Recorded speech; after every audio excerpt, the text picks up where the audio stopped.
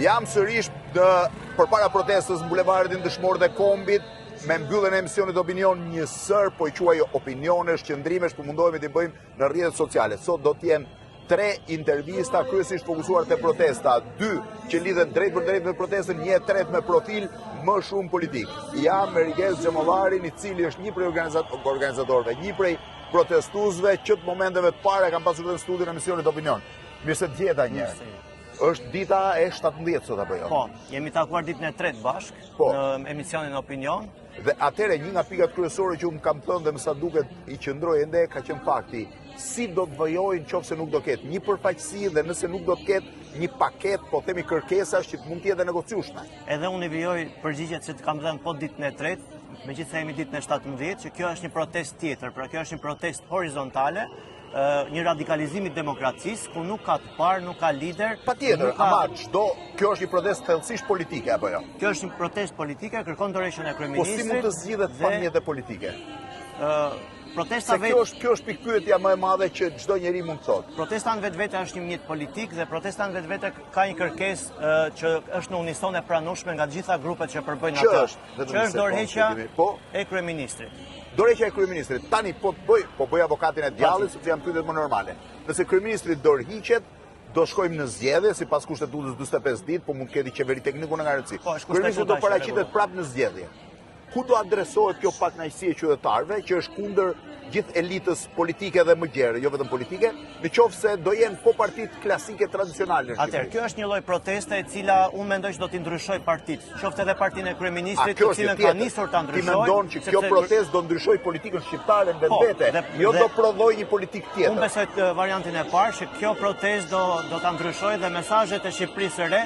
Ajo partia që do ta marrë para këtë mesazh, ajo do jetë partia, mendoj që do ta përfit gjithë të energji. Atëherë këtu hymë në një fazë komplet tjetër. Nëse ju pretendoni që protesta qytetare do të jetë trysni për të transformuar partitë tradicionale shqiptare, strukturën tradicionale shqiptare, ky është një po e quaj një ndihmë e jashtëzakonshme për 17 ditë më fal të ndërpres, kam dëgjuar 200 njerëz të cilët flasin këtu. Dhe kam dëgjuar ëndrrën e Shqipërisë së re. Unë të them me 2 fjalë kush është ëndra e Shqipërisë së re. Që partia të jetë mbi, që individi të jetë mbi partinë, që ligji të jetë i barabartë për të gjithë, që natyra të ruhet dhe që të kemi qytetarë të cilët nuk heshtin, pra nuk kanë frikë. Këto janë parime që çdo parti tradicionale në Shqipëri qëndron, por nuk është se janë zbatuar në realitetin shqiptar. Po si do zbatohen, sërish problemi është ti nuk i zbaton dot vetëm me një vullnet.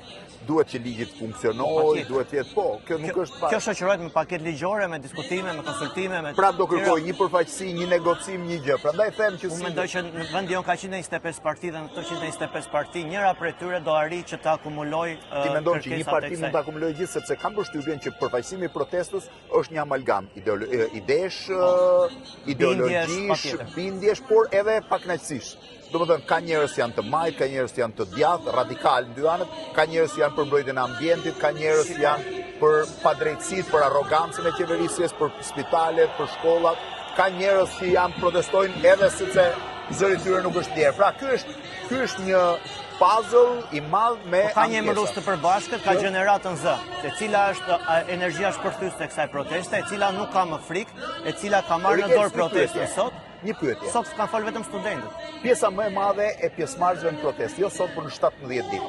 Janë njerëz që kanë votuar apo nuk kanë votuar në zgjedhjet paraardhëse. Një pjesë kanë votuar, një pjesë nuk mund ta ndaj këtë, po besoj që janë votues për herë të parë ose votues të rinj. Që do thotë nuk janë mbrëmosur ende bindjet e tyre në PD, PS apo tek tradita. Kështu që edhe thirrja Rama-Burg-Berisha-Burg është një lloj ideologjie e re që po integrohet në të pandërgjeshme në tyre dhe që mund të reflektohet më vonë në votë. Në zgjedhjen që ata do kenë kutitë e votimit. A janë prezente partitë politike në protestë? Aty kanë parë edhe përfaqësues të partive politike opozitare, partive të reja, por ata janë të tërhequr, nuk kanë një rol protagonisti dhe si qytetarë të së ndalon dot. Si qytetarë sigurisht dhe janë të zhveshur nga logot e tyre, kështu që unë nuk mund të them që janë të zhveshur nga logot, janë si qytetarë, janë si njerëz të cilët e mbështesin mesazhin e protestës, por ndonjëherë për shembull atyre që janë me PD-n ndonjëherë e thon për gjysmë sloganin, thon vetëm Rama-Burg, për shembull, dhe pastaj ngjet. Po patjetër, sepse ata nuk mund të trasin burg për liderin e tyre dhe këti nuk mund t'ia kërkojnë. Prandaj them që janë të zhveshur nga partia, pra ata janë. A ka një reagim nga kryeministri? A ka pasur ndonjë kontakt, ndonjë gjë? Kryeministri ka reaguar vetëm në distancë, ai ditët e para i ka injoruar dhe nuk e ka marrë seriozisht të protest. Ditën e djeshme kryeministri e ka trajtuar si një realitet politik, kur pa që një nga deputetet e tij u rreshtua me protestën dhe me flamingon. Dhe në atë moment ka marrë pjesë vetë deputetja?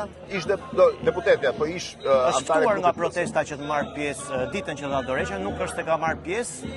Mendoj që akti i saj është i guximshëm, mendoj që ndoshta ditën në vijim edhe mund t'i bashkohet. Unë ta kam thënë edhe kur ke qenë në studio, çelësi i fuqisë politike të Ramës janë mandatet që ai ka në parlament. Ka 83 mandate. Një kryeministër i cili ka nisur me 66 mandate herën e parë, me 73 herën e dytë, me 78 herën e tretë dhe me 83 herën e katërt, nuk ka arsye të mendojë që është duke ecur keq. Përderisa qeverisja e tij arrit mandatet dhe përfaqësimin në parlament. Patjetër, por sistemi zgjedhor dhe mundësia që të jep sistemi jon elektoral mund të t'jap edhe 84 mandate, por ti prapë mund të jesh i dobët, sepse kjo fuqi ose kjo energji që është këtu nuk ka të bëjë me mandatet, por ka të bëjë me përfaqësimin e qytetarëve dhe një kauze të drejtë. Pra, mund të kesh 84 mandate, por nuk mund të kesh të drejtë. Mandatet nuk janë diçka statike, janë likuide. Sot i ke, nesër si ke. Dje kishte 84, sot ka 83 dhe nesër po të dalë në zgjedhje mund të mos ketë 71. Patjetër, por gjithsesi pse kjo mbështetje që ai ka pasur në zgjedhje?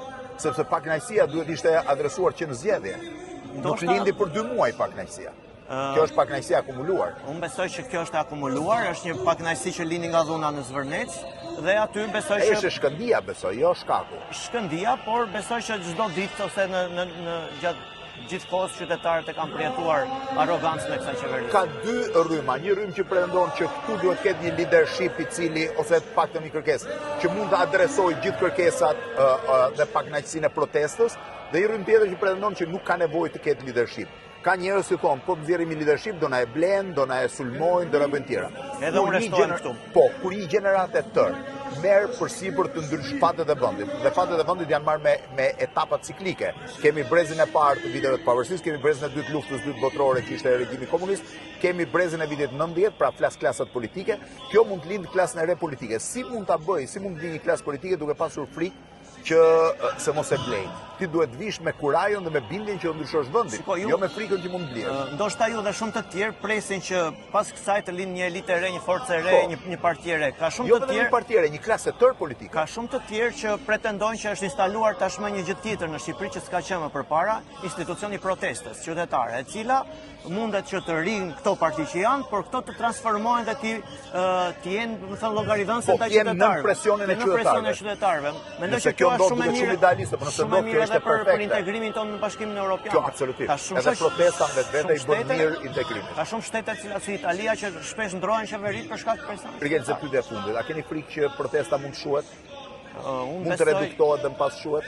Unë besoj që një ditë do të shuhet, sepse kjo protestë nuk mund të vazhdojë gjatë gjithë kohës, por protesta e radhës pas kësaj do të jetë shumë e madhe se kjo. Falenderoj shumë. Suksese.